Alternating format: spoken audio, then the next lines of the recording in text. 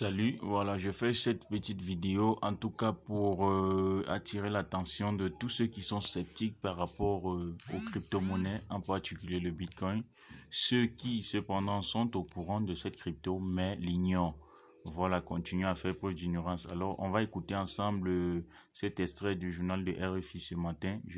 Pourquoi j'ai fait en vidéo pour que voilà, vous puissiez écouter. 62 000 dollars, c'est un niveau historique, mais cette entrée en bourse est la preuve que le secteur fait de moins en moins peur aux investisseurs. Oui, on est très loin des débuts, il y a plus d'une décennie déjà où les crypto-monnaies n'intéressaient que des particuliers derrière leur ordinateur. La société Coinbase, qui gère la plateforme de crypto-monnaie la plus populaire du marché, a fait sa fortune en élargissant l'usage des bitcoins au-delà des cercles d'initiés. De ce point de vue, le confinement de millions de personnes dans le monde l'an dernier a aidé le groupe à faire bondir son chiffre d'affaires de façon colossale de 53 millions de dollars à 1,3 milliard. Désormais, le marché global des crypto-monnaies dépasse les 2000 milliards de dollars, Nathalie. Et voilà qui encourage donc les investisseurs à être moins frileux. Oui, il y a des entreprises comme Tesla et son patron Elon Musk qui ont converti une partie de leur trésorerie en bitcoin et fait un coup de pub supplémentaire au passage pour la crypto-monnaie. La tendance à la hausse du bitcoin n'est pas étrangère à cet engouement. Certains analystes estiment que le cours du bitcoin pourrait atteindre les 100 000 dollars cette année. Les entreprises qui ont un important stock de liquidités ont intérêt à prendre le train en marche. En début d'année, le premier gestionnaire d'actifs au monde, BlackRock, a indiqué qu'il intégrerait des produits dérivés du bitcoin. Il y a aussi une dimension refuge, comme pour l'or. La crainte de l'inflation causée par les plans de relance gigantesques aux États-Unis inciterait les entreprises à investir dans le bitcoin pour protéger leurs avoirs. Mais les résistances à Bla existent encore, notamment de ce côté-ci de l'Atlantique. Oui, contrairement aux États-Unis où les crypto-monnaies commencent à faire leur trou et surtout à l'Asie où les pratiques profitent d'une certaine souplesse réglementaire, eh bien en Europe on insiste davantage sur les risques que feraient courir les crypto-monnaies sans un encadrement réel, risque de volatilité très grande, risque en matière de blanchiment d'argent ou de protection des données. Et pourtant, en France, la loi a autorisé les fonds d'investissement en crypto-monnaie. Depuis 2019, oui, mais les établissements bancaires français restent globalement frileux en raison des risques qu'on a cités plus tôt. La Banque centrale européenne veille, jalouse de ses prérogatives sur la monnaie.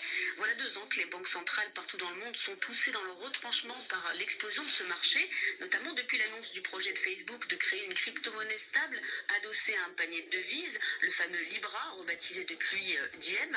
Les banques centrales se bougent. Elles lancent des expérimentations car elles y voient aussi des avantages. Dans les pays en développement, c'est un outil efficace pour l'inclusion financière. En Chine, on y voit un facilitateur de transactions et une arme redoutable pour imposer le yuan numérique dans le monde.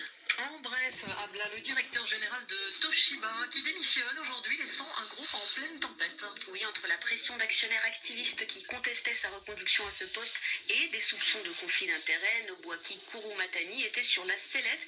Les révélations sur une proposition de rachat de Toshiba par CVC Capital Partners, son ancien employeur, ont fini de jeter le trouble. Désormais, c'est le PDG qui prendra son poste, ainsi que la tête du conseil d'administration d'un conglomérat qui économiquement se porte bien.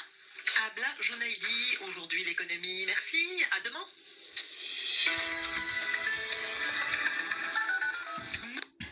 Ok, donc voilà, vous avez suivi avec moi. C'était un extrait du journal des RFI ce matin. Voilà, donc les gars, il est l'heure d'investir dans le Bitcoin.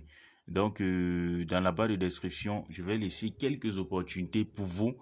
Stable, comme vous pouvez voir, j'ai décrit ici la révolution en marche. Voilà, pour ceux qui nous observent encore, sortez des scams inopinés, Ponzi, inscrivez-vous. Activez vos packs au sein des compagnies crédibles et transparentes afin de vous créer des revenus passifs, stables et durables. Donc, je vais vous laisser de quelques-unes de cette compagnie-là dans lesquelles vous pouvez investir.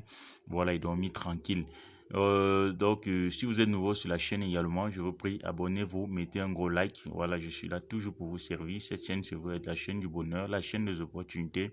Si vous êtes en quête, parcourez tout simplement la chaîne et vous verrez toutes les différentes opportunités que j'ai déjà eu à poster ici. Et surtout, make attention, take care. Ne vous fiez pas aux vidéos anciennes. Voilà, c'était mes débuts sur le net, donc je vous recommande de ne pas vous fier à ces vidéos-là. Si vous êtes attiré, cherchez des opportunités récentes que j'ai posées, surtout 2021 quoi. Voilà, donc la suite au prochain numéro. On est ensemble, portez-vous bien et excellente journée à tous. Ciao. Ici votre humble serviteur, le leader Rostand. auto-entrepreneur web depuis le Cameroun dans la ville de Bafoussam. Ciao.